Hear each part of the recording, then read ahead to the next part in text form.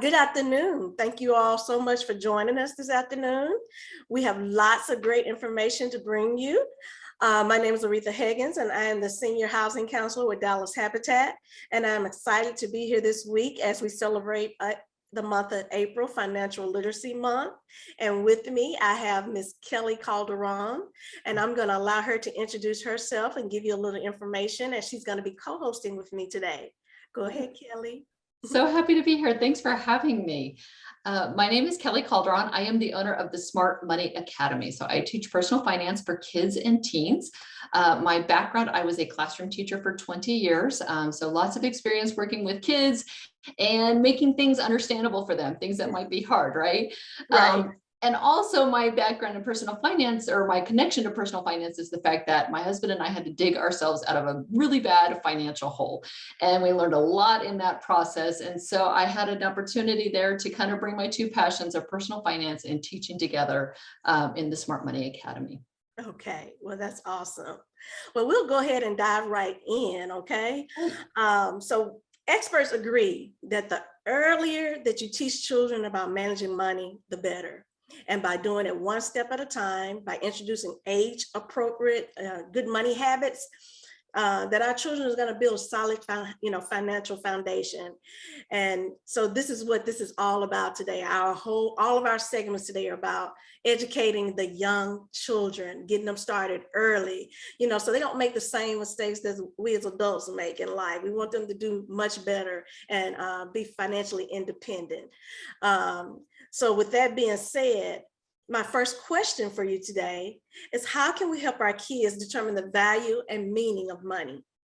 Yeah, this is so important. So the crux of them understanding the value of money and the meaning of it is for them to use cash. In our society, we want to go so quickly to virtual money and using cards and things like that, but that really loses the meaning for them. It's almost like asking them to understand the water cycle, but they've never seen it rain. Mm-hmm. So we really need them to be using cash. Take that cash to the store, exchange it for a toy that they want or something, and then they get to see, oh, this is how money works. I give up money, I get something back. And so that will really give them a stronger foundation of how money works and what it's for. Okay, I like that. So basically, we should be engaging them in the financial activities that we're doing. Take them along. Oh yeah, absolutely. And especially to the bank, a place we don't go to very often anymore, right? But if you take them, because it looks very intimidating. So we need to take them as often as possible, take away that intimidation factor. And so that when they're ready to go to the bank, or when they, are of age, they won't be so intimidated to go in, to ask questions, to talk to people that they need to talk to. Wow, that's good. Thank you. And I know a lot of people think, okay, well, I don't need to talk to my child that's 3 or 4 about money. But at what age should we begin talking with our children about money? Yeah, absolutely. As soon as they start asking. And so if they're asking you to buy stuff for them, or if they're asking you, what is that stuff in your wallet, or what are these coins for? They really can understand some basic concepts at a very, very young age. I would say as soon as they're asking for stuff and they're old enough to not put it in their mouth, then they should be able to have the opportunity to start earning some money. Pick up your toys and I'll give you 50 cents, or, help mommy put the clothes in the dryer, that sort of thing. And then they start to understand that concept of, we work for money, then we can save up that money and then take it to the store to use it for something that we want or need. Okay. Now, I found this very interesting because I was doing a little research on this. It says children as young as age 3 years old understand basic economic concepts, and by age 7, kids have developed permanent financial habits. So, this is a good time to start explaining the material goods and cost of money to children. And I thought that was interesting, at 3 years old. So, as a parent, you're thinking, I shouldn't be doing anything with them with money, but the earlier the better.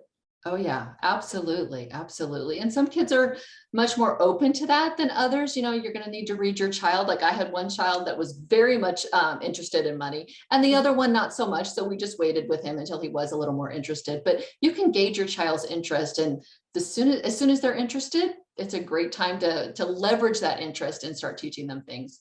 Okay, good. So How can we encourage our kids to recognize the importance not only of spending and saving, but also investing for the future and giving back? Yeah. I think a great way to do this is just to show them the power of investing. So if you explain to them how compound interest works, and there's a lot of resources on the internet, like if you look up a penny a day doubled, okay, and it talks about how if we took a penny and we doubled that, the next day it doubles to 2, and the Mhm. next day it doubles to 4. Well, all at day 30, it's at $5 million, over $5 million. And so obviously that's not going to happen in real life, but if you could show them how powerful compound interest is, then that's very exciting for them to leverage that and show, and using the term passive income, this is money you don't have to work for. It's Mhm. income that you made in your sleep. That is very exciting. As far as giving back, I just think that it's about being involved in your community, right? They see people in need, and talking to them about what does that person need, and how can we help them, and what is it going to cost to help them. I have talked to some kids who are a little bit maybe nervous about saying that they want to make a lot of money. They're like, I don't want to make a lot of money. I just want to help a lot of people. That's amazing. But Yeah, you have to have money to help people, right? And exactly. so we need to be talking to them too. Like, that is an amazing goal. Here's how you can make a lot of money in order to help a lot of people. Right, right. And what I've done with my children when they were younger and stuff, I would take them and we would do things as far as like, going to like a soup kitchen or something during the holidays or something. And, just explain to them the reason why we were doing that and allowing them to be able to see someone maybe less fortunate. And I know that today that is something that they enjoy doing still. So even when they were so little, I instilled that in them and they continue to keep that going on. So I think those are ways to just going and volunteering at a place. Absolutely. So Yeah, yeah. I love that. And when you're volunteering, you can also be talking to them too about where did the money for the food come from? Mhm. And that came through donations and things like that. And so it all ties together. We need people volunteering, we need people donating, and we need people doing both. Yes, everybody working together, right? Yeah. Okay. So saving for the future, that can be hard, even as adults. But what are some ways that we can encourage our kids to foster delayed gratification by saving? Yeah, absolutely. And this, I would say, is the number one skill needed for good, strong money management in the future. And so the more that we can instill this in our kids now, the better. One way I suggest really young kids, a clear jar so that they can see their money growing. And in that jar, we're going to put, instead of putting 4 quarters to the bottom, right? Because we know little kids, they're all about volume, right? So put Right. a dollar bill in there crumpled up. Every time they get a dollar bill, crumple up so that it looks bigger. That's really exciting to them to see their money growing. $3 at the bottom of jar and quarters versus $3 built up is much more visual to them. Mhm. As we get a little bit older, maybe a chart that they color in, kind of like the old thermometer, right? When there was fundraising and they would color in the thermometer to help them get to a goal. So we're going to help them set a goal. Maybe there's a toy they want to buy or something, and it needs to be an exciting goal. Nobody wants to save just to save, right? Right. That does not sound exciting at all. So we need to help them find a goal, something they are saving for, and then give them that visual chart to help remind them, of their progress to get there. Maybe a picture of what they're saving for to help them remember. Lots of things like that. And then lastly, if it's a really big purchase, I would suggest a matching program. Such as, like, my teenager was saving up for a car and we offered to match him on whatever he saved up Yeah. to a certain limit. He's a saver. He could have gotten us into a lot of trouble. So we had to put a limit on that, but that was very exciting to him because he knew, every dollar he saved was essentially 2. Yes. And so that really helped to motivate him. But yes, that is definitely a muscle that we want to help them to flex as much as possible while they're young. Yes, I like that. I like the matching part, because I know that that is a good incentive, right? Even as adults, that's a great incentive for us. And one thing that I also heard, as far as helping with this is even like when kids are little, just teaching them to be patient when it comes to, just waiting on things, because we live in this world, right, where we want everything quick, quick, quick. And we get in a lot of trouble, especially financially, because we want it quick. But if you train your child up and teach them that skill of developing patience and just waiting for it, setting those goals and saving for something, or waiting for something, whether that's waiting for a snack, or something like that, or waiting for dinner, you're training them to wait, delayed gratification, which you said yourself, that's the number one skill for great financial health. So, you have to start with the little things first. So I love those little tidbits. Thank you. All right. So do you recommend that kids use cash or cards? And what do you think about the envelope method for kids? Absolutely, cash, hands down. And I'll tell you a few reasons why.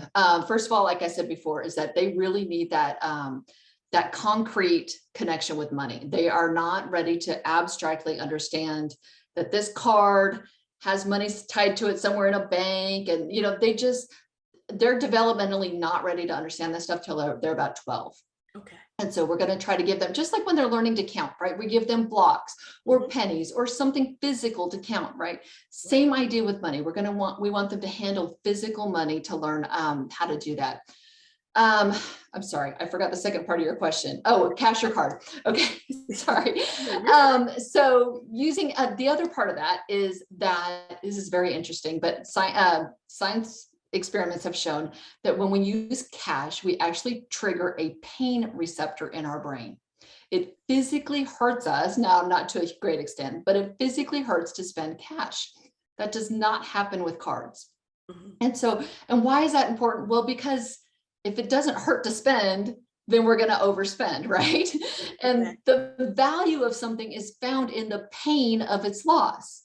You think about, how much you love your pet. You would be devastated if you lost them, because you value them a lot. And so that's really how value is built through them, is understanding that pain of not necessarily losing it, but, spending it in exchange for something, and that, okay, I'm giving this up, but yes, it's worth it to get this. And so I definitely encourage cash as much as possible. Older kids can definitely move into cards. I would say early teens. We even held my son off until he had a job, and then he got his first debit card, truly tied to a bank. We didn't do the green light cards or anything like that. I think those were great for some families. There are some caveats tied to that, like there are monthly fees and things like that. So again, I would really avoid cards and virtual money until they are mid-teens. I think 14, 15, somewhere in there. All right. And again, what do you think about the envelope method for young kids? The envelope method is amazing. That is how my husband and I paid off $80,000 of debt. It is very powerful. Yes, I would never doubt the power of that system. And I think that it's great for reshaping your spending habits. We no longer use the envelope system. But it definitely served us in shaping those habits while we were doing that. And so I think that's great for kids. We have some kids that are very natural savers and some kids who are very natural spenders. And there are good and bad of each, believe it or not. I mean, we want to say, yay, they're a saver. But the fact is that if we don't encourage them to enjoy some of their money, that they can become very miserly, right? Right. And then obviously we know the pitfall with spenders is that they fail to save. And so I think the envelope system would be a really good gauge, to help develop both of those habits on either side. Okay, thank you. All righty.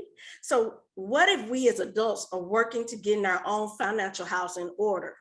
How can we help our kids avoid making some of the same mistakes we've made, even while resolving our own challenges? Absolutely. So this is where my journey with money started, is that we were making all the mistakes and wanted to make sure our kids didn't. And so we were very open with our kids about the mistakes we had made, how we got into trouble, how we got out of trouble, what we were learning, where we were learning it. And so the conversation around money is very open in our house. But it's hard. I mean, it was very uncomfortable at the beginning for me, because there was a lot of shame around the situation that we had gotten ourselves into.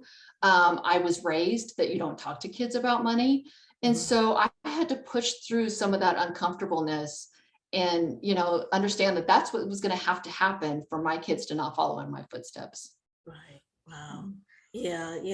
Kids, they look at us as parents, and like you said, if they see us doing something bad or going down a bad path, 9 times out of 10, they're gonna, follow in our footsteps. So I appreciate you, just kind of, you know, explaining your story and how you dug out of it, and then the steps that you took to make sure that your kids don't go down that same path. Absolutely. And the other fear, I think, is that they're going to call us out, right?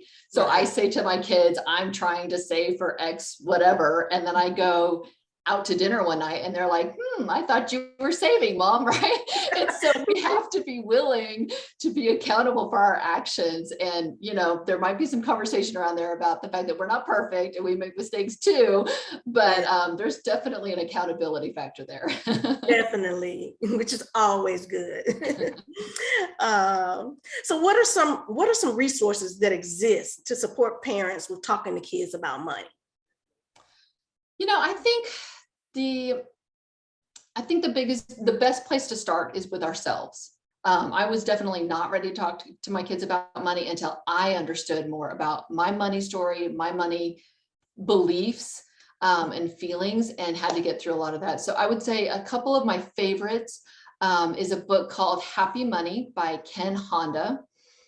That really taught me the appreciation of spending money, of paying bills, if you will. So what his practice is he says thank you to money when it comes in, which we could all do easily, right? It feels great when the money comes in, but he also says thank you to the money as it goes out. Thank you for the opportunity to pay my water bill and keep the water running, right? Right. Thank you for the opportunity to pay my cell phone bill. And so it really helped me to come to terms with, instead of being gripey about paying bills, about, being grateful. The other one is called The Latte Factor by David Bach, B-A-C-H. This one taught me a lot about just basic money management, like the power of investing and budgeting and being very aware of our spending. And what I love about this book is that it's written in a narrative form. It's not, sit down and learn about budgeting. You're reading a story about a girl who's or a woman, I'm sorry, who's going through the process of learning how to get her own finances in order.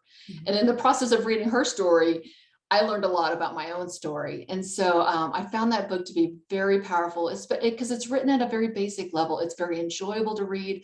The author keeps it, does not talk over your head. And so those two things kind of gave me tools then to talk to my own kids in similar ways. Okay.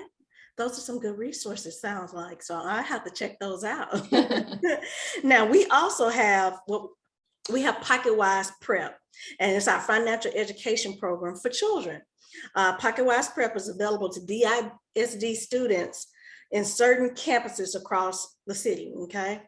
So it's not available, to all students, but the DISD students and in certain campuses. It's available in English and Spanish. And if any parents out there are online right now, you're interested in seeing if your school offers this, you can reach out to your child's teacher or to the principal. It's just one of those that addresses financial concepts and social emotional learning skills that create financial health, as well as it's very interactive. The games immerse students in real life financials scenarios, and they just teach all kinds of skills, financial skills. So it's a great product, and we have so many schools in the Dallas district that are trying to sign up for it. So if your school is not on the list, like, again, talk to the teachers, talk to the principals, tell them to ask about it. It's called Pocketwise Prep. Okay. So another good resource for young kids. And so one thing that I am a big advocate for is for financial education to be taught in the schools. And there's so many schools that don't teach it, or it's been tossed out. I was reading lately that, it was some schools are trying to bring it back, which I think is very important. I think that parents really need to advocate for it. even as young as kindergarten, there are things that can be taught when it comes down to money, because, if you take a little kid that's 5 years old and you show them money, maybe a nickel or a dime, and you ask them, which one do they want, 9 times out of 10, a child that young, they're going to pick the nickel. Why? Because that nickel is bigger. And so in their eyes, they're thinking, okay, I want this one. I want that nickel over this dime because the nickel is bigger. And so there's an avenue right there where you can teach them the value of the nickel and the value of the dime. So, I just think that starting younger is the best. So I just wanted to kind of get your take on that. What are your thoughts? Yes, absolutely. Absolutely. And I will say, as a classroom teacher, I did see a lot of that happening, teaching kids the value of money. Even in kindergarten, I saw a lot of those lessons, and I see school districts adding in personal finance more and more. And it seems like every year I'm hearing about another state that's now requiring personal finance for high school graduation, which is wonderful. So yeah, I agree though. The younger, the better. And then, yes, we need some personal finance in high school for sure, to be talking about money management, budgeting, saving, and the pitfalls of credit cards. So Yes. all of those things would be really vital. Yes. And it's so hard. It's so easy for young kids, especially college students, to get credit cards. And I'm just like, these kids don't even have jobs. How they getting credit cards? Because they're depending on mom and dad to take care of that bill. Yeah. When it rolls in. So, yes, definitely learning about the pitfalls of credit cards. You have to learn how to, it's okay to have them, but learn how to use them wisely so they can benefit you, and so I'd like to see if we have any questions from anyone out in the audience, any questions that came through the chat. Let me check here and see. And I know we have, I believe, Porfirio Coronado on here. Checking for me. Right now, we don't have any questions. You all don't have any questions for Ms. Kelly? Somebody just said, I just want in on the books. So they're loving that information on those books. Thank you, Lavonda. I agree. Yes, we have to go out and get those books. Can I just jump in with some, I have what I call the cash program for parents. And this is the way I want them to help. This is what I give them to help remember what they need to do with their kids and money. Okay. It's an acronym. So C stands for choices. Remember that money management is all about making good choices, and our kids don't understand why we make the choices that we make. So if you're in the store and you decide to not buy something or to buy something, give them a peek inside your head. What's going on, why you made that choice or why you didn't. They need to understand that. H, I'm sorry, I'm jumping ahead of myself. A, access to money. They need to be able to have that opportunity to earn money, save money, spend money, and make mistakes with money. You would much rather they make their mistakes when they're young than when they're older with their rent money. So give them the opportunity. That S is savings. We talked about the importance of savings. And I would say lastly is H, honest conversations. This one's tough. As they get older and into their teen years, we need to be having really brutally honest conversations about money. We share our bill information with our kids so that they understand how much does it cost to have this lifestyle that we have and pay for this house that we have and all of that stuff. And then that way they can match that information with any career choices that they're looking at. Is this career going to give me the amount of money that I need to have the lifestyle that I want? And so as uncomfortable as it is, those honest conversations are super important. Yes, I like that. I really do. I think I couldn't agree more with you about involving kids with your, stuff financially at home, because they need to see, yes, we have these nice things, but we do have bills and things that we have to pay. And this is what we have coming in. This is what we have to pay going out. And it helps them so much. And it's going to teach them to be financially savvy and just financially healthy overall. So thank you so much for coming to us and bringing just a wealth of knowledge so we can just help our kids be better than us. Be better. Absolutely. Yes. Absolutely. All right. Thanks for having me. Yes, thank you. We love it. Like I said, we hope to have you again, you know, sometime in the near future. And again, just thank you so much. And with that being said, if we don't have any questions in the chat, and it does not look like we do, we're going to go ahead and wrap this up and thank everybody for joining us. And we do not want you to forget about it. We have classes again tomorrow starting at 10. So be sure to join Dallas Habitat. This is going on all the way to Friday. Again, Financial Literacy Week for Financial Literacy Month. Our job and our goal is just to educate you on a wealth of topics to make sure that you can be your best self. And we do appreciate you for joining us midday. I know a lot of you are probably working and maybe took your lunch to join us, and we thank you all so much. And with that being said, enjoy the rest of your day. And thank you, Kelly.